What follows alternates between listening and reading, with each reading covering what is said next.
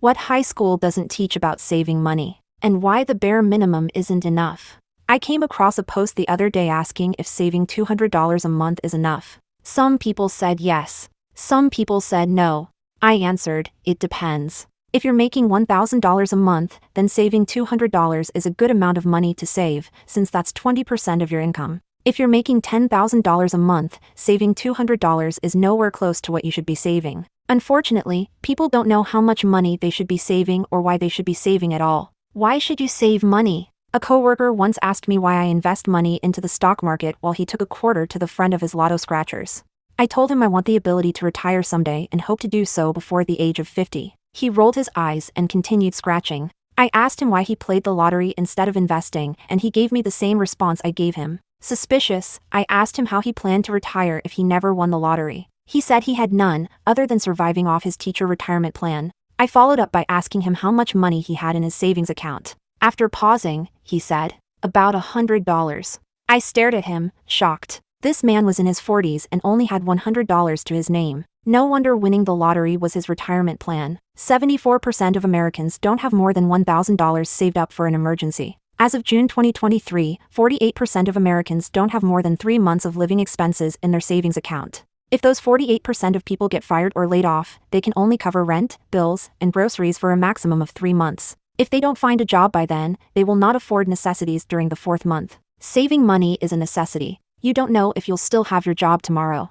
Saving money protects your mental health if you lose your job. The pandemic proved that almost any industry can be laid off. We thought software engineers were secure, but they were laid off during the pandemic alongside construction workers, bus drivers, and pilots. Meanwhile, grocery store workers and delivery drivers were in demand as people resorted to shopping online and doing curbside deliveries for their groceries. And with the boom in artificial intelligence this year, it's only a matter of time for some industries to disappear. In 2019, Andrew Young, a former presidential candidate, fought for protections for truck drivers. He knew the AI revolution would kill jobs like truck driving because it would save companies billions of dollars in revenue if trucks could be automated. The weakness of truck drivers is that they need to sleep and take breaks. In the eyes of corporations, that lost time is lost money. But if trucks could drive on their own, stopping only to refuel, they could save millions of hours yearly. We aren't at the stage where AI has taken over truck driving. But if you live under the assumption the truck driving industry is protected, you are sorely mistaken. The same applies to the oil industry. I've told my students for years that oil rig jobs are no longer secure, as the US is making the transition to solar and wind energy.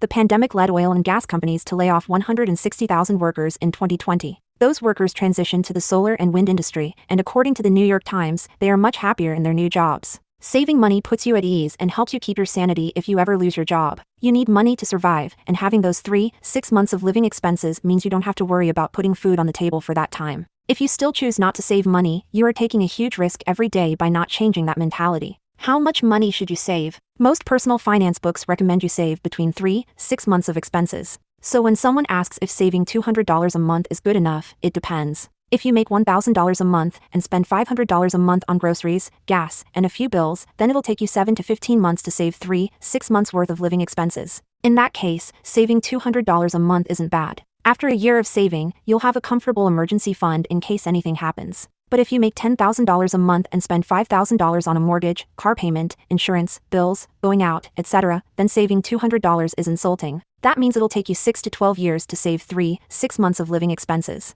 There's no guarantee you'll still be at that job in 6 to 12 years. Instead, your focus should be on saving a certain percentage of your income, not a number. Whatever happens, don't save the bare minimum. It disturbs me when I see a post recommending people save 5-10% of their income. Yes, I understand some people can't save more than that because they have children, medical expenses, or other things in their life that prevent them from saving a higher percentage. But for someone who's single, childless, and relatively healthy, saving 5-10% is irresponsible. If you're only saving 5-10% of your income, you will never retire. Let's say you make $60,000 a year before taxes. After taxes, I'm using Austin, Texas as an example, you take home $49,442, or about $4,120 a month. If you're saving 5% of that number, you're only saving $206 a month. At 10%, you're saving $412. At 5%, you're saving $2,472 a year, or $24,720 after 10 years. This does not include inflation or interest, but saving $24,720 after 10 years when you've had a take-home pay of $494,420 over 10 years is not something to brag about. At 10%, you've only saved $4,944 a year, or $49,440 after 10 years.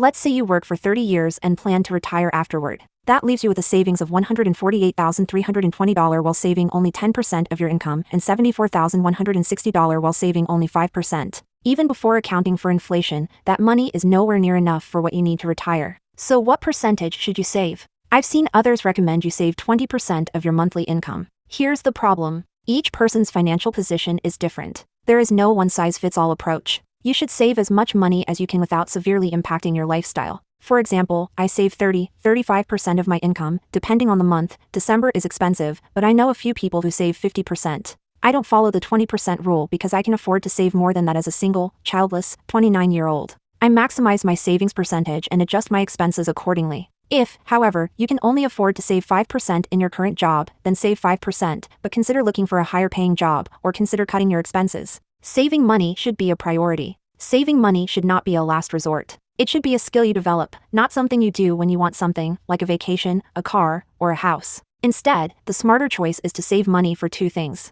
emergencies, retirement. Saving money for an emergency is common sense. You never know when you might need to go to a hospital, and if you don't have money to pay for medical expenses, you might have to delay said surgery or treatment. The idea of not having the money to pay for something life-threatening is terrifying. Saving money for retirement, however, is a bit more abstract. I've rarely met an 18-year-old that can think that far ahead. Most 18-year-olds can't even handle thinking about what they're going to do after they graduate high school. However, saving money for retirement should be the #1 priority. If you can learn to save money for retirement, something that's almost 50 years away, then saving money for a vacation is minor in comparison. That's why it's good to begin saving money for retirement at 18, since saving money every paycheck will discipline you to prioritize healthy financial habits. Because long-term outcomes are favorable to short-term ones. Where should you save the money? The worst place you can keep your money is in your house. If you leave your money under your mattress like some people do, your money will not generate any interest and you risk the possibility of it getting stolen, or you can lose it in a fire. The odds of either one of those things happening are incredibly low. But that's not the point.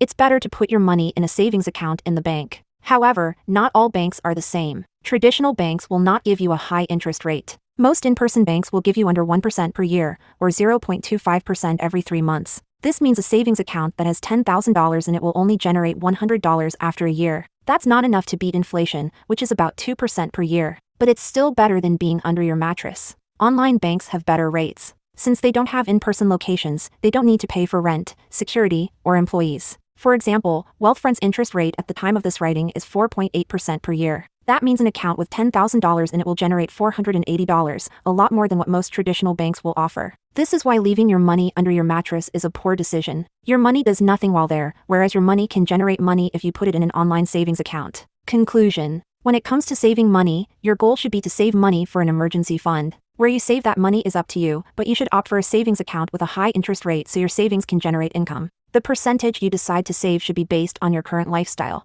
If you have no major responsibilities, like children or medical expenses, then your savings rate should be higher so you can save 3/6 of living expenses a lot faster. If you ever lose your job, that money you've saved can protect you from a lifestyle change while you're looking for a new job and will set you at ease. You'll be thankful you saved that money, something high school should have taught you.